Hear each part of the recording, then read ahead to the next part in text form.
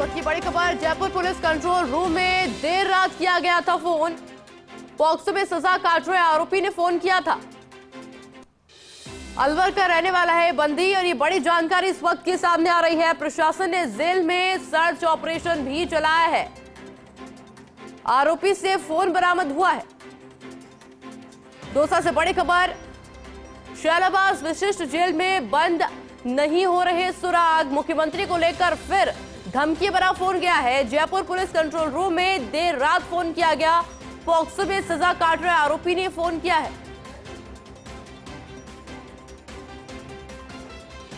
ये बड़ी खबर इस वक्त की दौसा से, जहां शैलाबाद विशिष्ट जेल में बंद नहीं हो रहे सुराग, जिस वजह से मुख्यमंत्री को एक बार फिर से धमकी भरा फोन किया गया है। जयपुर पुलिस कंट्रोल रूम में देर रात फोन किया गया। पॉक्सो में सजा काट रहे आरोपी के द्वारा फोन किया गया है।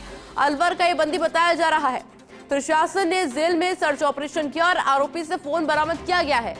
एसपी गुरुशरण राव, सीओ चारुल गुप्ता सहित कई अधिकारी सर्च कर रहे हैं। पूर्व में भी इस जेल से सीएम के नाम से धमकी दी गई थी।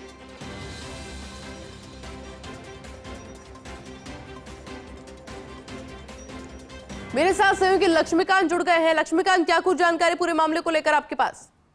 देखिए, बिल्कुल जो शालाबाद विशिष्ट जेल है, इसको लेकर के ये बड़ी खबर है कि पहले भी सीएम के नाम इस जेल से धमकी दी गई थी और वो जो आरोपी था वो विचाराधीन था, सजा काट रहा था। और अब जो आरोपी है जिसके नाम से धमकी, जिसने फोन से धमकी दी है, वो भी सजा याफ्ता आरोपी है और पॉक्सो में वो सजा काट रहा है। अलवर का रहने वाला है, जो जानकारी निकल करके आ रही है।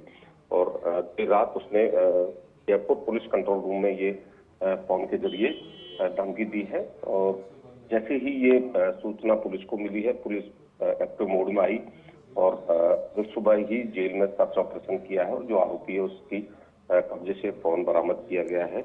मैं बताना चाहता हूं कि कल भी जेल में लगभग 3 घंटे सर्च ऑपरेशन चलाया गया था और उसके बावजूद भी यदि कोई फोन रहता है या किसी तरह रहता है तो जेल की जो व्यवस्था है उस पर लगातार हम सवाल खड़े करते आ रहे हैं कि शालाबाद जेल है वो बिल्कुल असुरक्षित जेल है, जिसमें पहले भी कई ऐसी घटनाएं हो चुकी हैं, चाहे फोन बरामदगी की हो, इलीगल फोन इस्तेमाल का हो, नशे की जो सप्लाई है उसको लेकर के हो। तो निश्चित जो शालाबाद जो जेल है वो कहीं न कहीं किसी न किसी वजह से सुर्खियों में बनी रहती है। अब तो पूरा जो प्रशासन है, एडिशनल एसपी जो गुरुशरण राव है, सीओ चारुल गुप्ता सहित जो पुलिस जाब्ता है, वहाँ पे सर्च ऑपरेशन कल सुबह से ही जारी है। और जो रिंकू जिसका नाम बताया जा रहा है आरोपी, उसके कब्जे से एक फोन बरामद किया गया है। पूछताछ की जा रही है कि आखिर किस वजह से या क्या उद्देश्य को लेकर के इस तरह फोन किया गया है।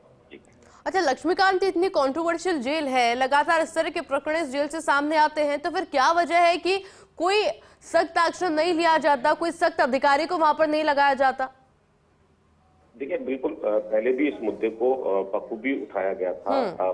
सारी जो सिचुएशन है जेल की वो पहले भी बताया गया था कि वो बेहद गंभीर है, स्टाफ की बेहद कमी है, होम गार्ड पर्सन जो है वो पूरी जेल सुरक्षा में तैनात किए गए हैं, जो वैकेंट पोस्ट है उनको भरा नहीं गया है और कहीं ना कहीं इस तरह की जो व्यवस्था है वो लंबे समय से जेल में बनी हुई है। जबकि सबसे अहम बात यह है कि ये विशिष्ट जेल की श्रेणी में आता है और यहाँ पर काफी जो बड़े जो अपराधी होते हैं जिनके लिए विशेष सेल बनी हुई होती है वो यहाँ पर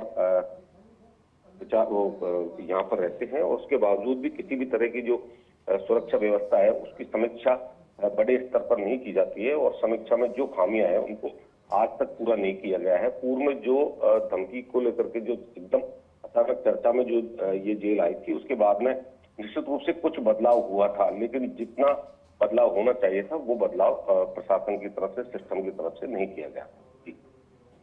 अच्छा, इसके अलावा जो फोन गया, उस फोन में क्या कुछ कहा गया था, इसको लेकर जानकारी कुछ अभी तक स्पष्ट हो पाई? धमकी दी गई थी, जैसे पहले मुख्यमंत्री को जान से मारने की धमकी दी गई थी, वही धमकी अब वापस रिपीट हुई है। वही जेल है, केवल जो आरोपी है वो बदला है।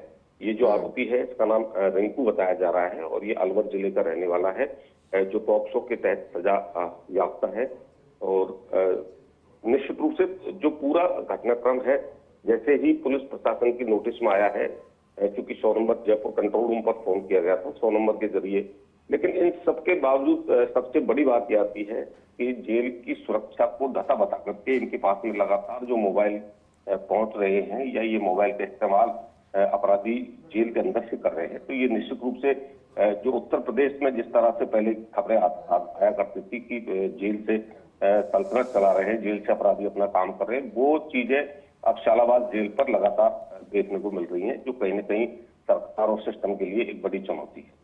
लक्ष्मीकांत, इस तरह घटनाक्रम जो पहले सामने आए थे, तो क्या कोई स्ट्रिक्ट एक्शन लिया गया था? क्योंकि उससे शायद हम अंदाजा लगा पाए कि इस बार कोई एक्शन होगा भी कि नहीं होगा। देखिए, जैसे ही ये घटनाक्रम कोई होता है जेल से, तो निश्चित रूप से जेल में सर्च ऑपरेशन चलाया जाता है, मोबाइल की बरामदगी होती है। क्या कोई निलंबन किया गया, किसी को सस्पेंड किया गया, किसी अधिकारी को? देखिए, पूर्व में जब घटनाक्रम ये हुआ था, पूर्व में जो धमकी दी गई थी सीएम के नाम, उस समय लगभग 2 से 3 जो जेल कर्मी थे उनको निलंबित किया गया था। जो जेल जो डीआईजी हैं वो मौके पर आकर के उन्होंने पूरे घटनाक्रम को बारीकी से देखा था और निश्चित रूप से ये माना था कि कहीं न कहीं जो जेल प्रबंधन है उसकी नेग्लिजेंसी की वजह से ऐसा हुआ है। उसके बाद में मोबाइल जो सर्च ऑपरेशन चलाया गया था, तो उसमें बड़ी संख्या में मोबाइल बरामद किए गए थे और उस आरोपी को भी गिरफ्तार किया गया था, जिसके माध्यम से वो मोबाइल जिससे धमकी दी गई थी, वो दौसा का ही एक जो व्यक्ति है उसको अरेस्ट किया गया था। सारी प्रक्रिया हुई थी, लेकिन जो मुख्य बिंदु जहां पर आकर के केंद्रित होता है कि आखिर मोबाइल जाते कैसे हैं या मोबाइल का इस्तेमाल किस तरह से ये लोग कर रहे हैं या जेल में। बिल्कुल लक्ष्मीकांत, बहुत बहुत शुक्रिया आपके तमाम जानकारी के लिए।